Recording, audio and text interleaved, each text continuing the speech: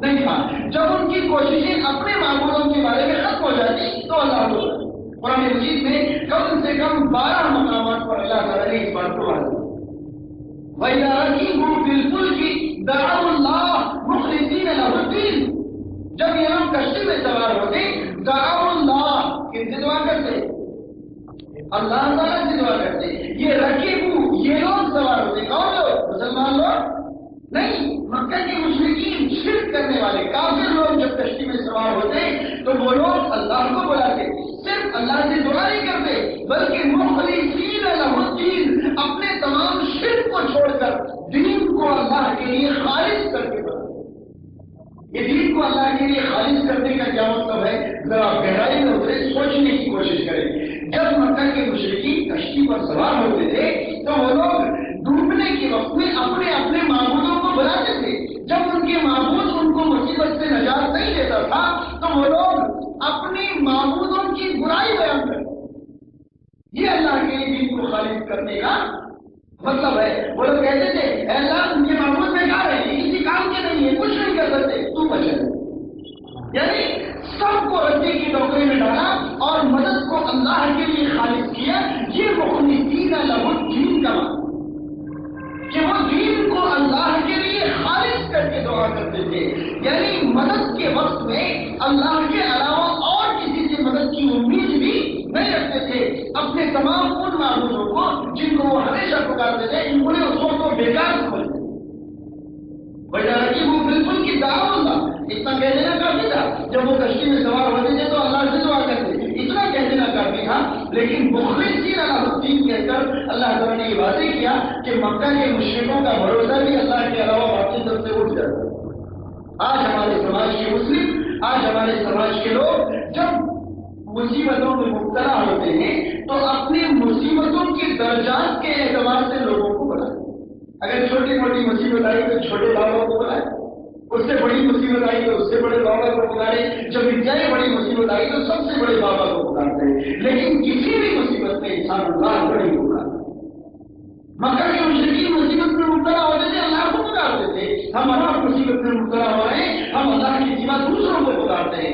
مکہ کے مشرکین اپنے معبودوں کی مدد سے مایوس ہو جاتے تھے. وہ سمجھ لیتے تھے کہ یہ معبود اب ہمارا کچھ بھی نہیں کر سکتے، یہ کسی کام کے نہیں ہے، رسی کی ٹوکری میں ڈالے جانے لائق ہے. لیکن ہم اور آپ مصیبتوں میں اللہ کے سوا دوسروں کو پکارتے ہیں اور یقین رکھتے ہیں کہ وہ ہماری مدد کریں گے.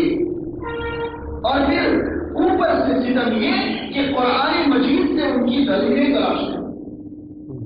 من انصاری اللہ قال حواریون نحن انصار اللہ. عیسیٰ علیہ السلام نے قوم کے لوگوں سے کہا کہ کون میری مدد کرے گا اللہ کے لیے؟ تو لوگ یہ سمجھنے لگے کہ اللہ کے سوا دوسروں سے مدد طلب کرنا جائز ہے. اللہ کے سوا دوسروں سے مدد طلب کرنا بلا شبہ جائز ہے، لیکن جو اسباب کے تحت ہو. لیکن اسباب سے زیادہ تر مدد طلب کرنا یہ اللہ کے سوا اور کسی کے لیے جائز نہیں ہے. یہاں پر میں آپ کو ایک اور اہم چیز بتا دوں. اگر ہم مان لیں کہ قرآن مجید کی اس آیت میں ما فوق الاسباب مدد مانگنے کی دلیل موجود ہے، اگر ہم یہ مان لیتے کہ عیسیٰ علیہ السلام نے اپنی قوم کے لوگوں سے ما فوق الاسباب مدد طلب کی. اب آپ دنیا کے تمام مسلمانوں سے پوچھیں کہ عیسیٰ علیہ السلام کا مقام اور مرتبہ اونچا یا قوم کے لوگوں کا؟ جن کا مقام اونچا عیسیٰ علیہ السلام کا. اور مدد کون مانگ رہے ہیں؟ عیسیٰ علیہ السلام مدد مانگ رہے ہیں. تو اب ساری کاروبار بدل جائے گی کہ اب بڑے اور بزرگ لوگ قوم کے لوگوں سے مدد مانگتے ہیں. قوم کے لوگ بزرگوں سے مدد کیوں مانگتے ہیں؟ بھائی قرآن مجید کی اس آیت میں بڑے نے مدد مانگی چھوٹوں سے، بڑے نے مدد مانگی چھوٹوں سے، اور ہمارے سماج میں چھوٹے مدد مانگتے بڑوں سے. گویا کہ قرآن مجید کی اس آیت سے اگر دلیل لینا ہو تو تمام بڑے بڑے لوگ بستیوں میں، مقاموں میں یہاں وہاں آئے اور وہ اپنی مصیبتوں میں، وہ اپنے خطرات اور اندیشوں میں قوم کے لوگوں سے مدد مانگتے. قوم کے لوگوں مجھے بچا دو، قوم کے لوگوں میرا بیڑا پار کر دو، قوم کے لوگوں میرا نیا پار کر دو. اس طرح کی مدد بڑے لوگ مانگے. فرما حضرت عیسیٰ نے قبول کو، جب عیسیٰ علیہ السلام کو قوم سے کوئی کا اندیشہ ہوا تو عیسیٰ علیہ السلام نے کہا، انہوں نے کہا من انصاری اللہ، کون میری مدد کرے گا اللہ کے لیے؟ یہاں مدد عیسیٰ علیہ السلام. اب آپ کو یہ معلوم ہو جانا چاہیے کہ اگر اس میں مدد کی دلیل موجود ہے تو ہم اسی آیت کے تحت کم سے کم اتنا تو ضرور کہہ سکتے ہیں کہ چھوٹے لوگوں کو بڑے لوگوں سے مدد مانگنا حرام ہے۔ چھوٹے لوگوں کو بڑے لوگوں سے مدد مانگنا حرام ہے، کیونکہ یہاں بڑے نے چھوٹے سے مدد مانگی۔ اب اگر اس آیت کے تحت جائز ہوگا تو بڑے لوگوں کو مدد مانگنا جائز ہوگا اپنی قوم کے لوگوں سے چھوٹے لوگوں کو۔ تو یہ سارا کاروبار بند اور یہ سارا معاملہ الٹ جائے گا، اور اگر ایسا ہونے لگے تو بڑے لوگ خود بخود اپنی قوم سے مدد مانگنے سے شرم محسوس کریں گے اور مدد مانگنے کا سارا بازار بند ہو جائے گا۔ مدد مانگنے کا سارا بازار بند ہو جائے گا۔ نبی کریم صلی اللہ علیہ وسلم نے اپنی قوم کے لوگوں سے اسباب کے تحت مدد طلب کی، اور صحابہ کرام نے ان کی مدد کی، اور صحابہ کرام کی نبی کریم صلی اللہ علیہ وسلم نے اسباب کے تحت مدد کی۔ لیکن اسی نبی کریم صلی اللہ علیہ وسلم نے جب تعلیم دینے کی باری آئی، جب سکھانے کی باری آئی، قوم کے لوگوں کو سکھایا، اذا استعنت فاستعن باللہ، میری قوم کے لوگوں مدد مانگنے کی ضرورت پڑے اللہ سے مدد طلب کریں۔ کہ نبی کریم صلی اللہ علیہ وسلم چاہتے تو بتا سکتے تھے کہ مدد مانگنے کی ضرورت پڑے تو اپنے میں سے بڑے لوگوں کو چن لینا، بڑوں سے مدد مانگنا، اگر ان سے کام نہ بنے تو اس سے بڑے سے مدد طلب کرنا، ان سے بھی کام نہ بنے تو اور بڑوں کے پاس جانا۔ اس طرح کی بات نبی کریم صلی اللہ علیہ وسلم سکھا سکتے تھے، لیکن آپ نے فرمایا اذا استعنت فاستعن باللہ واذا سألت فاسأل اللہ، جب دعا کرنے کی ضرورت پڑے اللہ سے سوال کرنا، مدد مانگنے کی ضرورت پڑے اللہ سے مدد مانگنا، اللہ کے سوا کسی سے مدد مانگنا، یہ نبی کریم صلی اللہ علیہ وسلم کی تعلیم ہے۔ یہاں اس آیت میں ایک اور اہم بات جو بتا رہے تھے وہ یہ وَمَكَرُوا وَمَكَرَ اللَّهُ وَاللَّهُ خَيْرُ الْمَاكِرِينَ، لوگوں نے چال چلی اور اللہ نے ایک چال چلی۔ اصل میں چال چلنے کا جو لفظ ہے ہمارے سماج میں غلط طور پر استعمال کیا جاتا ہے۔ ہم اور آپ چال چلنا ان لوگوں کے بارے میں کہتے ہیں جو بری نیت سے کوئی تدبیر کرے۔ اصل میں مکر وَمَكَرُوا وَمَكَرَ اللَّهُ وَاللَّهُ خَيْرُ الْمَاكِرِينَ، چھوٹے سے جملے میں 3 بار مکر کا لفظ استعمال ہوا ہے۔ عربی میں مکر کے لفظ کو جب ہم اردو میں ترجمہ کرتے ہیں تو اس کا معنی ہوتا ہے خفیہ تدبیر کرنا۔ مکر کا معنی خفیہ تدبیر کرنا، یعنی وہ پلاننگ کرنا جو پلاننگ ہم تمام لوگوں سے چھپا کر رکھنا چاہتے ہیں، پوشیدہ پلاننگ کرنا، خفیہ تدبیر کرنا۔ اور جب مکر خفیہ تدبیر کو کہتے ہیں تو یہ مکر اچھا بھی ہو سکتا ہے اور برا بھی ہو سکتا ہے۔ اگر کوئی اچھائی کے لیے خفیہ پلاننگ کرے تو یہ مکر خیر مکر ہوگا، اچھا مکر ہوگا، اور کوئی برائی کے لیے خفیہ پلاننگ کرے تو یہ برا مکر ہوگا۔ تو اب ایسا نہیں کہ چال چلنا ہمیشہ برائی کے لیے بولا جائے، ہمارے سماج میں چال چلنا ہمیشہ برائی کے لیے بولا جاتا ہے۔ اور جب ہم اپنے سماج کے ذہن سے اللہ کے مکر کے بارے میں سوچتے ہیں تو ہمارے ذہن کو ایک دھکا لگتا ہے کہ اللہ نے کیسے چال چلی، چال چلنا تو بڑے لوگوں کا کام ہے، اللہ نے کیسے چال چلی؟ نہیں، چال چلنا بڑے لوگوں کا کام نہیں، بلکہ چال کے اعتبار سے اس کا حکم بدلتا ہے۔ اگر چال اچھی تو کوئی مسئلہ نہیں، اچھے لوگ چلیں گے، اگر چال بری تو اس کے چلنے والے برے ہوں گے۔ یہودیوں نے بار بار نبی کریم صلی اللہ علیہ وسلم کی قتل کا مکر کیا، یہ ایک برا مکر تھا، بری چال تھی، لیکن نبی کریم صلی اللہ علیہ وسلم نے اپنے جنگوں میں، اپنی لڑائیوں میں مختلف قسم کے مکر اور تدبیر اختیار کیے جو کہ اچھائی کے لیے تھا، تو یہ بہتر مکر تھا، یہ خیر مکر تھا، اچھا مکر تھا۔ تو مکر ہمیشہ برا نہیں ہوتا، جب برائی کے ساتھ منسوب ہو تو برا اور اچھائی کے ساتھ منسوب ہو تو اچھا۔ اللہ تعالیٰ نے فرمایا کہ ان لوگوں نے مکر کیا۔ اصل میں حضرت عیسیٰ علیہ السلام کے زمانے میں ملک شام میں جو حکمراں اور بادشاہ تھا وہ اتفاق سے کافر تھا، اور ملک شام میں اس وقت یہودی بستے تھے۔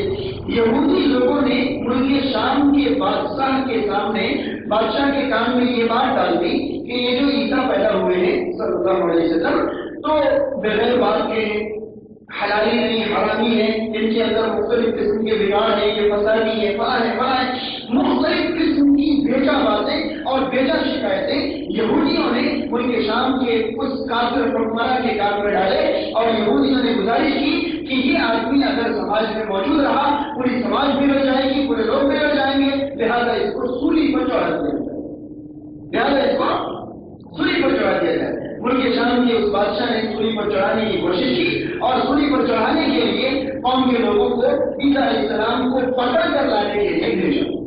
عیسیٰ علیہ السلام کو پکڑنے کے لیے قوم کے لوگ بھاگے، جن میں تقریباً تمام کے تمام یہودی تھے۔ عیسیٰ علیہ السلام کو پکڑنے کے لیے بھاگے۔ اب ان لوگوں نے عیسیٰ علیہ السلام کے قتل کی چال چلی، وہ مکروا، ان لوگوں نے چال چلی۔ کس بات کی چال چلی؟ عیسیٰ علیہ السلام کو قتل کرنے کی چال چلی۔ وہ مکر اللہ، اب اللہ نے ایک چال چلی۔ اللہ نے کیا چال چلی؟ یہ لوگ عیسیٰ علیہ السلام کو پکڑنے کے لیے بھاگ رہے تھے اور عیسیٰ علیہ السلام ان سے بچنے کے لیے آگے آگے بھاگ رہے۔ قوم کے تمام لوگ پیچھے پیچھے، عیسیٰ علیہ السلام آگے آگے۔ بھاگنے میں قوم کے لوگ پیچھے رہ گئے، ایک شخص عیسیٰ علیہ السلام کے بالکل قریب قریب بھاگ رہا، قریب تھا کہ وہ عیسیٰ علیہ السلام کو پکڑ لیتا۔ قوم کے سارے لوگ پیچھے رہ گئے، بھاگتے ہوئے آ رہے لیکن دور رہ گئے۔ اب عیسیٰ علیہ السلام ایک مسجد میں داخل ہو گئے، پیچھے سے وہ شخص بھی مسجد میں داخل ہوا۔ اللہ تعالیٰ نے اب اپنی چال چلی، عیسیٰ علیہ السلام کو اسی حالت میں، اسی صورت میں زندہ آسمان کی طرف اٹھا لیا، اور پیچھے سے جو اکیلا شخص داخل ہوا تھا اس کی شکل و صورت اللہ تعالیٰ نے عیسیٰ علیہ السلام جیسی بنائی۔ منٹوں میں وہ شخص عیسیٰ علیہ السلام کی شکل و صورت کا ہو گیا۔ اس کے بعد عیسیٰ علیہ السلام جیسی، داڑھی عیسیٰ علیہ السلام جیسی، چہرہ عیسیٰ علیہ السلام جیسا، کپڑے عیسیٰ علیہ السلام جیسا۔ پیچھے سے قوم کے لوگ آ ہی رہے تھے، قوم کے لوگ دیکھ رہے تھے کہ کون کہاں گیا، کدھر گیا۔ سارے لوگ مسجد میں داخل ہوئے اور ان کو پکڑ لیا، مارنا شروع کیا۔ ارے میں بنا ہوں، میں بنا ہوں، جان بچنے کے لیے کہتے ہو میں بنا ہوں، کیا ہم سارے کے سارے اندھے ہو گئے؟ ارے علی بھائی میں بنا ہوں، میں تمہاری قوم کا آدمی ہوں، میرا نام یہ ہے، میں بنا ہوں۔ اب تم جان بچانے کے لیے کچھ بھی کہہ لو، ہم تمہیں چھوڑنے والے نہیں ہیں، ہم سارے کے سارے دیکھ رہے ہیں تم کون ہو۔ لوگوں نے اس شخص کو پکڑا، لے گئے، انہیں مارا پیٹا اور انہیں سولی پر چڑھا دیا، ان کے ہاتھوں پیروں میں بھیڑ ڈال دیے، وہ جان بھر ہو گیا۔ اب لوگ یہ سوچتے ہیں کہ ہم نے عیسیٰ علیہ السلام کو قتل کر دیا۔ ان لوگوں نے قتل کی چال چلی، اللہ نے عیسیٰ علیہ السلام کو بچانے کی چال چلی اور انہیں اس طرح گمراہ کیا، اس طرح پریشان کیا کہ یہ قیامت تک اس بارے میں شک میں مبتلا ہے۔ یہ سوچتے رہیں گے کہ ہم نے عیسیٰ علیہ السلام کو قتل کیا یا نہیں، وہ عیسیٰ علیہ السلام ہی تھے یا کوئی اور تھا۔ بہرحال واللہ خیر الماکرین، اللہ تعالیٰ بہترین تدبیر کرنے والا ہے۔ انہوں نے تدبیر کی، اللہ نے تدبیر کی، کامیاب کس کی تدبیر ہوئی؟ اللہ کی تدبیر ہوئی۔ اللہ کے خلاف جو تدبیر کرے گا، اللہ کے خلاف جو چال چلے گا، وہ کبھی اللہ کو نیچا نہیں کر سکتا، اللہ کو ہرا نہیں سکتا۔ اللہ تعالیٰ ہمیشہ ان سے بہتر چال چلتا ہے اور اللہ کی چال سے کوئی بچ نہیں سکتا۔ اللہ تعالیٰ سے دعا ہے اللہ تعالیٰ ہم تمام مسلمانوں کو عقائد کے بات میں مضبوط کرنے کی توفیق نصیب فرمائے۔ مدد طلب کرنا، فریاد طلب کرنا، دعائیں مانگنا، حاجت روائی اور مشکل کشائی کرنا، یہ تمام کے تمام کام ہمیں صرف اللہ رب العالمین سے کرنے کی توفیق نصیب فرمائے۔ اللہ تعالیٰ ہم تمام مسلمانوں کو عقائد کی باریکیاں قرآن اور حدیث کی روشنی میں صحیح سمجھنے کی توفیق نصیب فرمائے۔ اللہ تعالیٰ ہمیں قرآن اور حدیث کی روشنی میں اپنی زندگی گزارنے کی توفیق نصیب فرمائے۔ اقول قولی ھذا واستغفر اللہ لی ولکم ولسائر المسلمین والحمد للہ رب العالمین، آمین۔ السلام علیکم ورحمۃ اللہ۔